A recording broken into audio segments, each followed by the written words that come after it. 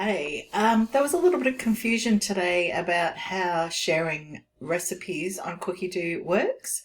So I just wanted to do this quick tutorial on how to go about it. So I've shared a recipe today on my Facebook page. I'll be sharing a lot more in our group page as time goes on. But this is a quick recipe that I thought I would share to start with so that you can learn the process.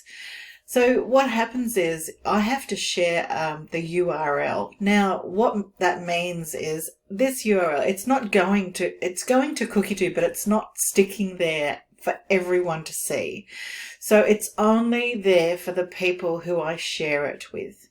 So let's get on and have a look. So I'm going to click on the URL now. And what will happen is Cookidoo will open. Now you're probably not going to be logged in, so you'll need to log in to see the recipe, because if you scroll down, it has the ingredients but no method. So if you log in like so, sorry, my internet is a bit slow. Signing in. Okay. So here I am signed in, and now you can see the steps and the hints and tips, and you can cook this today, or you can edit the recipe, share the recipe, add, etc.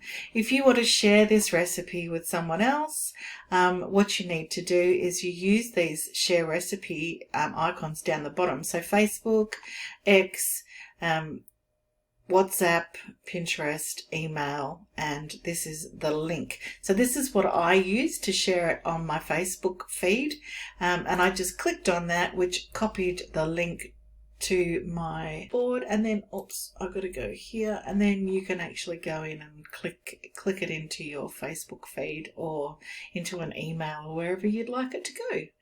Easy as that.